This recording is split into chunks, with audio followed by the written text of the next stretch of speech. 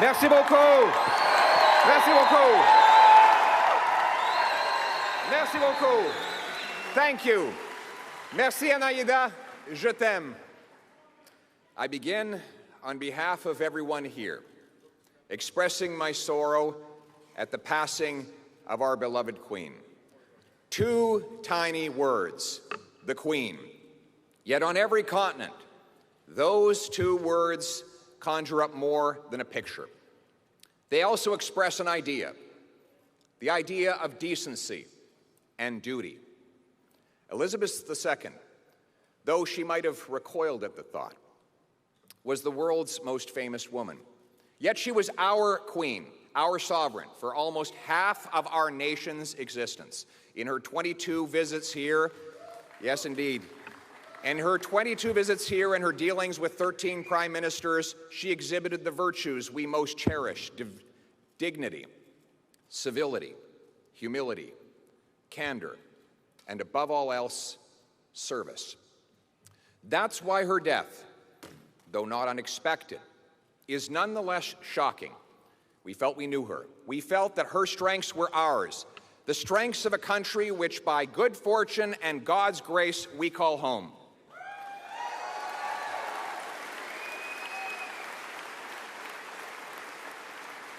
And that, perhaps, is why I feel a small catch in my throat when I utter the words that no leader has stated in this country for over 7 decades: God save the King.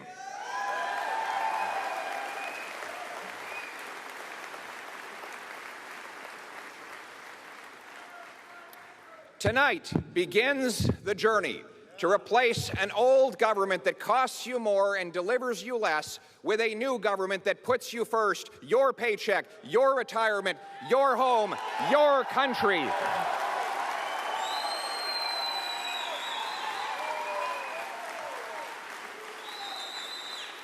By tackling liberal inflation, we'll put you back in control of your life and your money. Le travail commence ce soir pour remplacer ce vieux gouvernement qui vous coûte plus cher et qui vous apporte moins avec un nouveau gouvernement qui vous place en premier votre chèque de paie, votre retraite, votre maison, votre pays.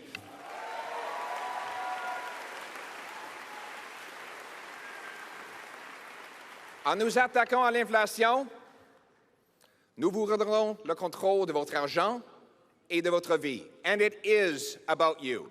This is not my victory, it is yours, and I have so many people to thank. Merci à ceux et celles qui m'ont soutenu et qui se sont portés volontaires pour cette victoire. Merci aux autres candidats d'avoir renouvelé notre parti. Thank you to Scott Aitchison for running on ideas like simplifying and lowering taxes. Thank you very much, Scott.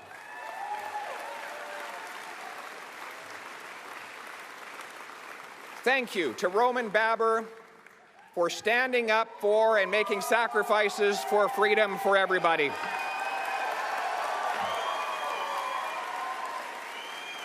And thank you to his wonderful partner, Nancy, for championing children with autism. Thank you. Thank you to Leslyn Lewis for standing for family, faith, and freedom.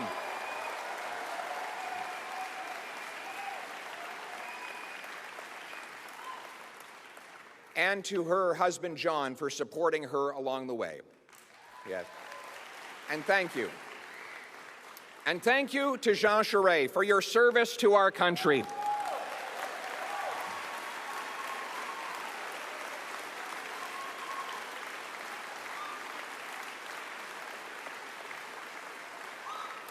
And for ensuring that we still have a country that is united, in which we can call ourselves home. Thank you for fighting for Canada, Jean, when the nation's back was against the wall in the 1995 referendum. You stood with courage and passion. You defended our country, and our nation will ever be grateful for your work. Thank you. Absolutely.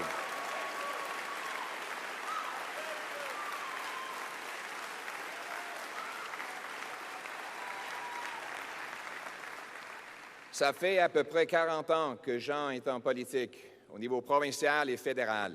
Et c'est dur. Mais souvent, les vrais héros, ce n'est pas les candidats, c'est leur famille. And that's why I recognize Michelle. For those 4 decades, there have been countless occasions when her husband was fighting causes on behalf of all of us, when you had to carry the extra load and take the extra sacrifice, countless invisible sacrifices, and we as a nation, we as a party, we thank you, Michelle. Merci beaucoup.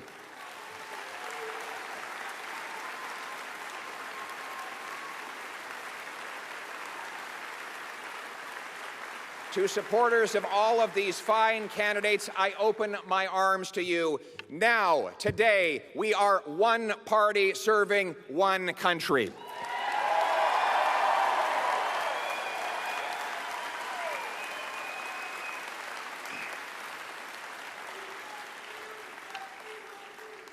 Most importantly, thank you to my brilliant and beautiful wife. Merci à ma belle et brillante épouse.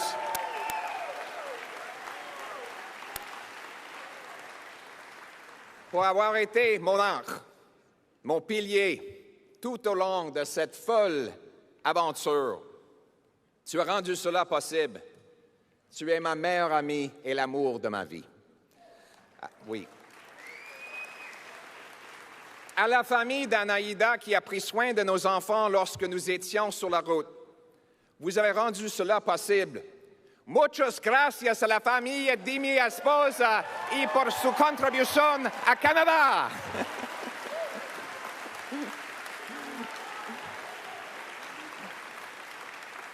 So that's all the Spanish I speak. If you ever come over to our house for one of our grand family gatherings, it's usually 20 Latinos and Latinas arguing, telling jokes, telling stories in Spanish, and one guy standing around having no idea what anyone else is saying.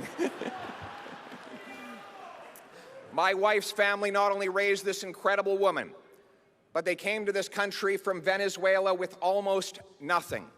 And they have since started businesses, raised kids, served in the military, and like so many immigrant families, built our country. And I want to thank, yes.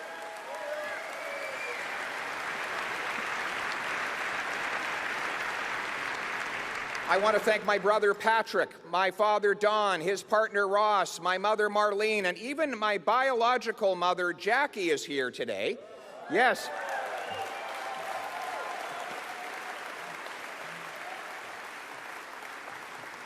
We're a complicated and mixed up bunch, like most families, like our country. I want to thank my parents, though, in particular. I want to thank my parents, 2 school teachers who adopted me from a teenage mother. They taught me that it didn't matter where I came from, but where I was going. It didn't matter who I knew, but what I could do. That is the hope I want my kids to inherit.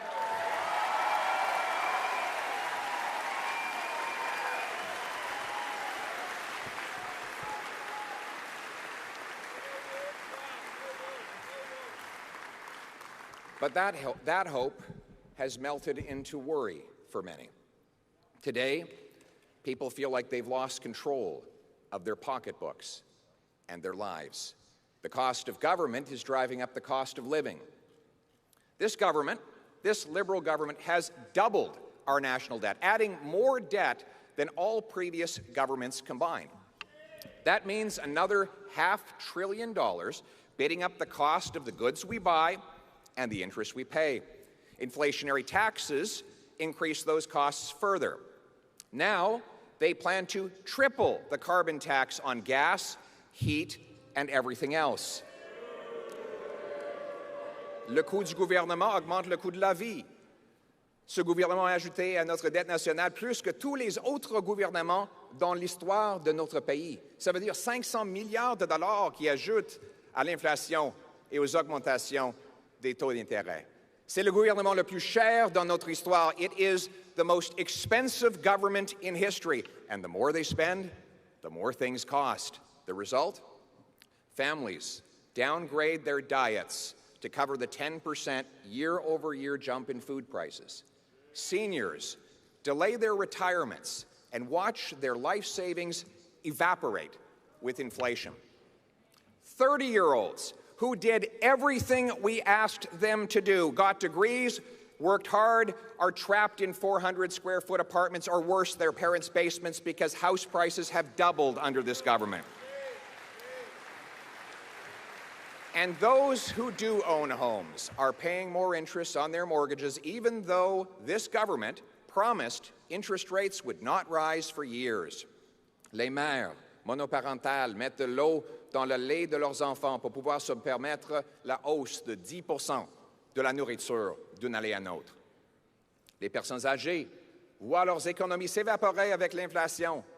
Des jeunes de 30 ans qui ont fait tout ce que nous avons demandé d'eux, obtenir un diplôme, travailler fort, vivent dans le sous-sol de leurs parents parce que les prix des maisons ont doublé. Et ceux qui ont une maison paient davantage d'intérêts pour leur hypothèque. No wonder people are worried.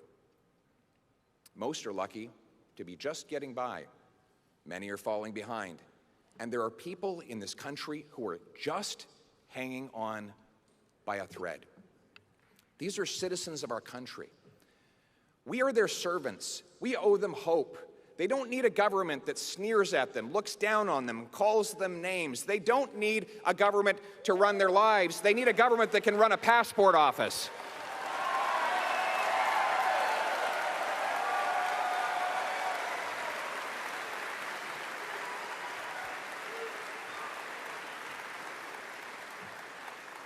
They need a prime minister who hears them and offers them hope that they can, again, afford to buy a home, a car, pay their bills, afford food, have a secure retirement, and, God forbid, even achieve their dreams if they work hard.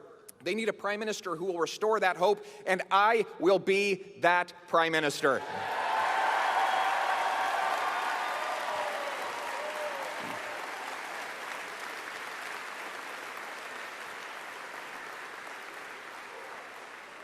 We will rekindle the hope that people's paychecks and savings can again buy a decent life. We will make government affordable so that life is affordable. We'll cap spending and cut waste to reverse inflationary deficits and taxes. That includes axing new taxes on your paycheck, gas, heat, and other essentials. It means fighting climate change with technology and not with taxes. We will restore hope that hard work will again pay off. Do you know that today, if a single mom with 3 kids earning $55,000 a year goes out and earns another dollar, she loses 80 cents of it to taxes and clawbacks, so she can't get ahead? I will reform programs and cut taxes so that when that single mother and people like her earn more, they keep more, and hard work always pays off in this country.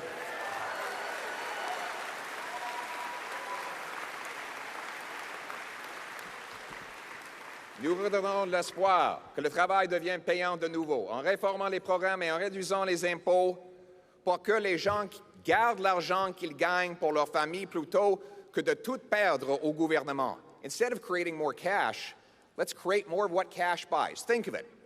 If you've got 10 loaves of bread and $10, well, it's $1 a loaf. If you double the number of dollars to 20, but you still have 10 loaves of bread, well, then it's $2. You see, spending more doesn't get us more. We need to make more. So instead of doubling the money, let's double the bread. Let's remove the government gatekeepers to build more homes, grow more food, and produce more energy right here in Canada.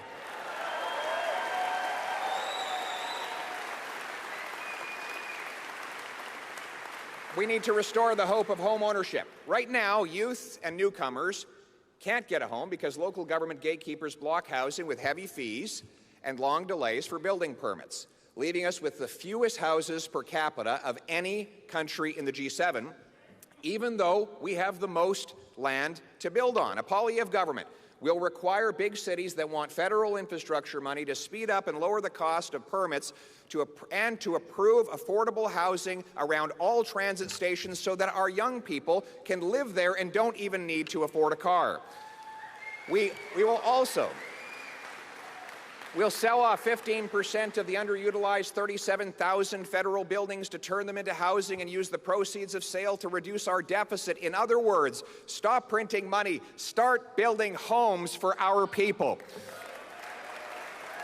Speaking of homes, we must make stuff here at home again, here in Canada. Look, trade is great. Trade is just great. But we learned during COVID that we can't count on the rest of the world to take care of us. That is why we must be the best place on earth for workers and businesses to build factories, mine critical minerals for electric cars, and develop other resources. Right now, we lose wages because we import 130,000 barrels of overseas oil, mostly from dictators, every single day, even though we have the third largest supply right here in Canada. And that is all because our government prefers dirty dictator oil to responsible Canadian energy. We will repeal this government's anti-energy laws and replace them with a law that protects our environment, consults First Nations, and gets things built. We will greenlight Newfoundland and Labrador's planned increase in oil production, which will allow us to fully replace every single barrel of oil we're importing from abroad, and within 5 years, we will set the goal to end dictator oil in Canada altogether.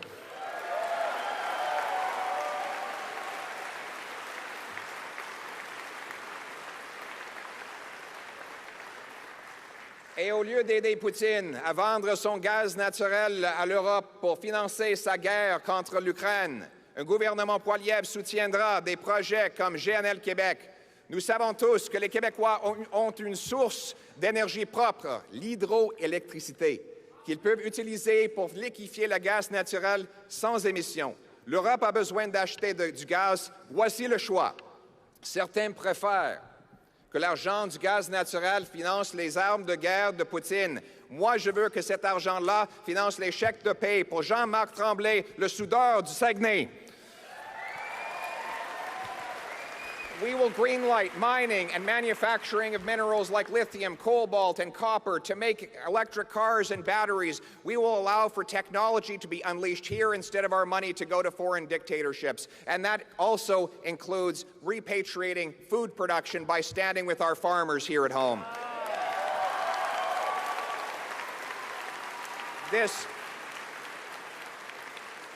This government's high-energy taxes and proposed fertilizer cuts will only drive food production abroad to more polluting foreign jurisdictions, which would have to then burn fuel to ship, train, and truck that food back to us. But didn't we learn how irresponsible it was to rely on the rest of the world to provide us with our essentials during COVID? A Poilievre government will repeal these taxes and fertilizer mandates to get out of the way and off the backs of our farmers so that we can grow affordable food, feed our people, and be the breadbasket of the world.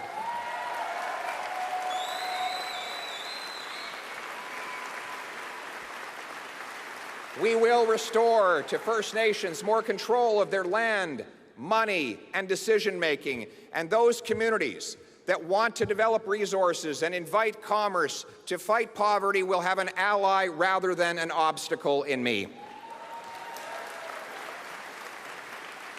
We must remove other unneeded barriers by axing the disastrous ArriveCAN app.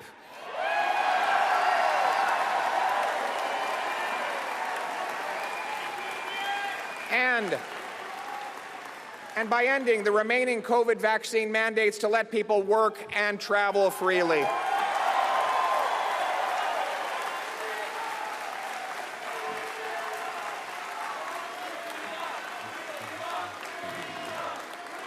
Thank you.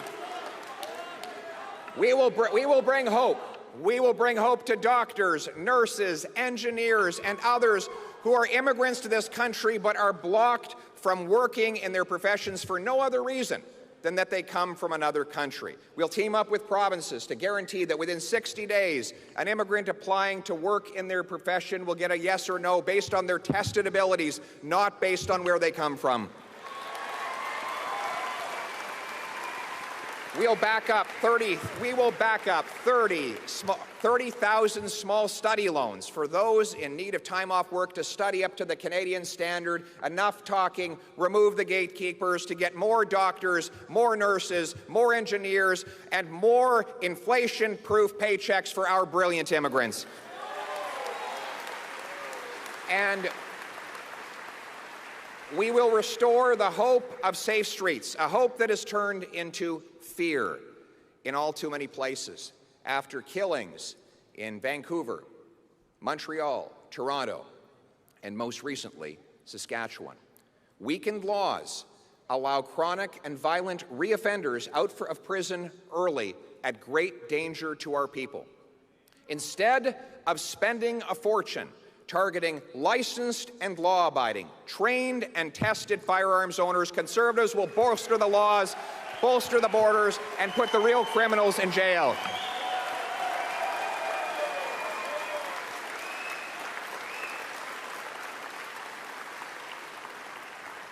Et nous redonnerons de l'espoir aux Québécois afin qu'ils puissent reprendre le contrôle de leurs décisions et de leur vie, au lieu d'être contrôlés par un gouvernement centralisateur et woke à Ottawa.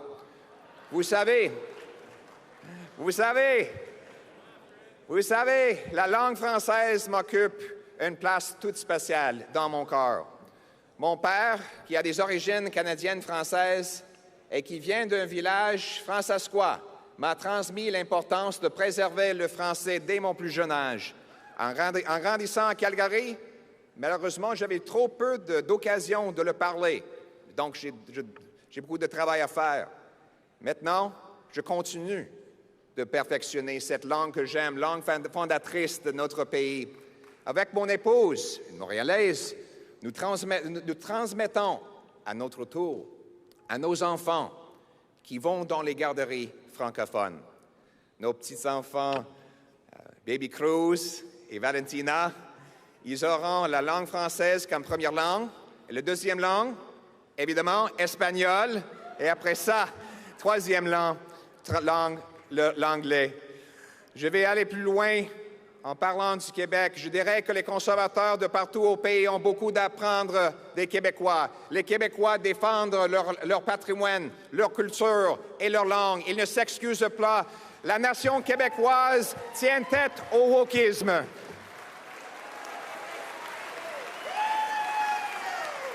Mon gouvernement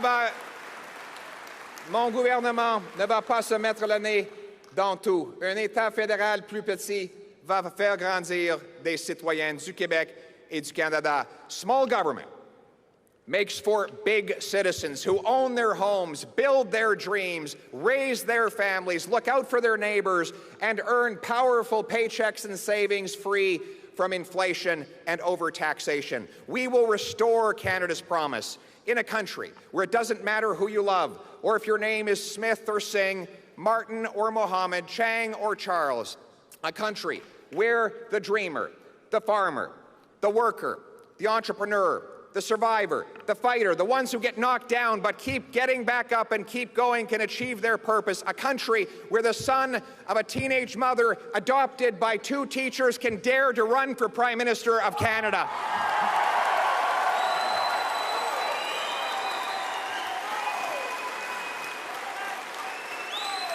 Absolutely. In the words of the great Canadian Prime Minister John Diefenbaker, I am a Canadian, a free Canadian, free to speak without fear, free to worship God in my own way, free to stand for what I think right, free to oppose what I believe wrong, free to choose those who shall govern my country. This heritage of freedom I pledge to uphold for myself and all of mankind. Merci beaucoup. Thank you very much.